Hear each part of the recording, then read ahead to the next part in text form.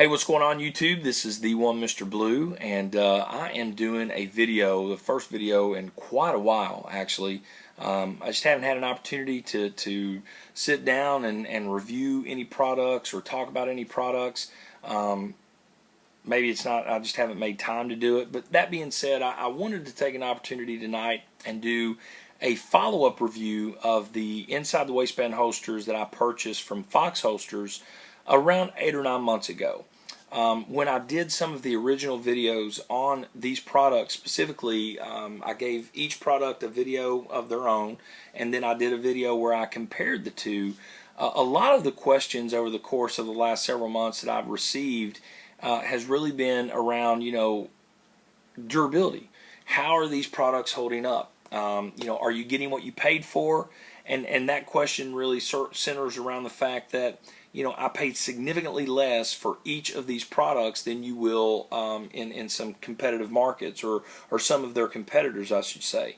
I think in some of my other videos I alluded to the crossbreed Super Tuck, and that's just, for whatever reason, it's like the first one that came to mind because that was one of the holsters that I was looking at extremely hard before I came across Foxx. And I'll show you the very first product that I purchased from Foxx Holsters is the Little Fox Hybrid. It is turned into my everyday carry Monday through Friday. So Monday through Friday, this is what I have on my person every day. The reason why I have chosen to go with this one over the full size Foxx Hybrid is really the ease of getting it on and off my person. There are times where I may have to be in a place due to my work where it's a gun-free zone or it's a federal type area, and even though I have my concealed carry, I'm not permitted to carry a firearm in some of these places. So. And it's far and few in between, but it's just easier to get this off and lock it up in the lockbox that I have, and 15-20 minutes later, go back and put it on my person, and then go about my day. It's just, again, it's much easier to get it on and off without the hassle than this product. Not talking down about this product or bashing it in any way, shape, form, or fashion. This is what I wear on Saturdays and Sundays because I'm not anywhere where I need to not have my firearm. And quite frankly, if I'm going to a public place that is a gun-free zone, I'm not going to spend my money at those places anyway. I'm just not going to do it because I'm just not going to do it. So and there are places here in the Middle Tennessee area that are gun-free zones, and they have lost my support economically. But that being said, this specific product, again, is my Saturday and Sunday primarily, holster. But I can tell you that again, to answer some of the questions very quickly, this isn't going to be a wowing, like, oh my God, this is the greatest review video I've ever seen. Unfortunately, that's not going to happen tonight. But I just wanted to touch on and answer some questions. Again, I'm getting a lot of the, hey, how are they holding up, those kind of things. I can tell you that, and you've seen, I know the lighting sucks in here, but if you'll notice, both of these holsters look as good as they did the day I pulled them out of the box 9 months ago. Outside of the actual curvature, they have conformed to my body over the course of time. The leather has smoothed out tremendously. Obviously, both products have been dyed. The leather cowhide has been dyed black.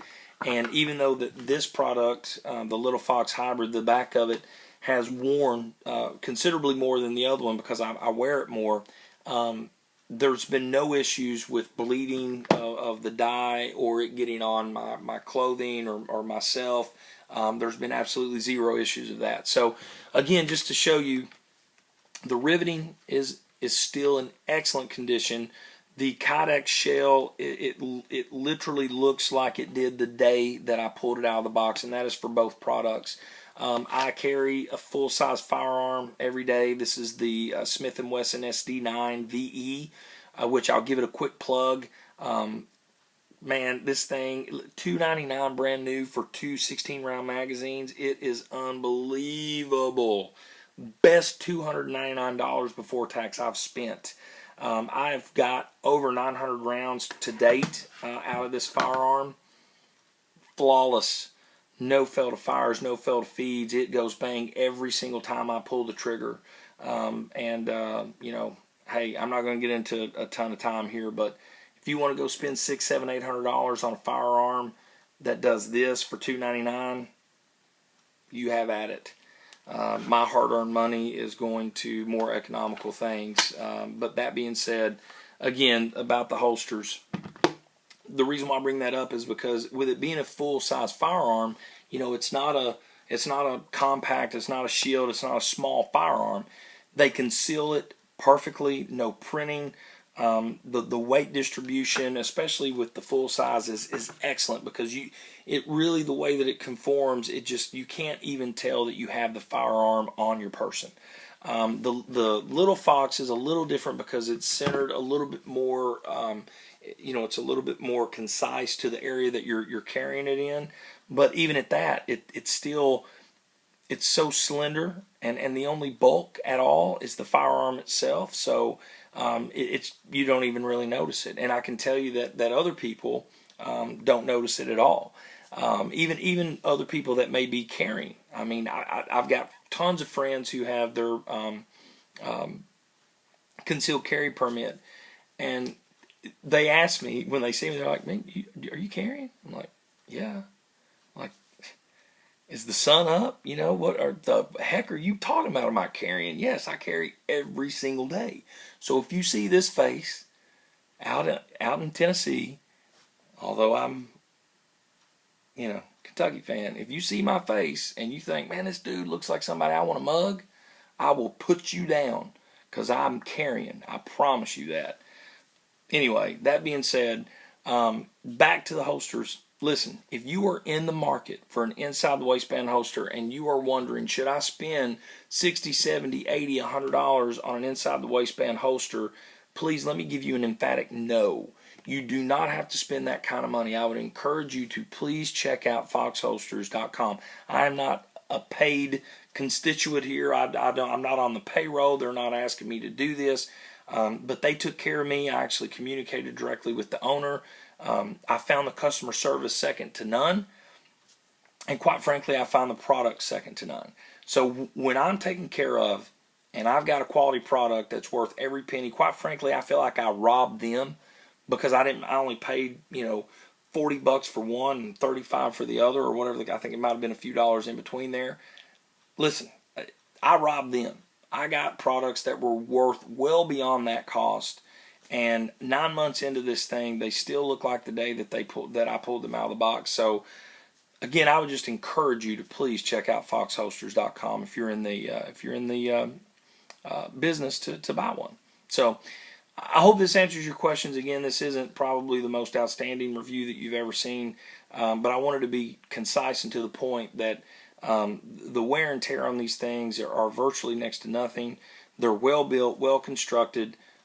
Quality is excellent. Price is even better. So check them out. It's Foxx with 2 X's, foxholsters.com. And hopefully this answers some questions, or for those of you that are in the market to buy one, this may set you at ease or give you a little bit more information to choose from. So I hope you leave me some questions or some comments. I will definitely look forward to that. But for right now, this is the one Mr. Blue, and I am signing off.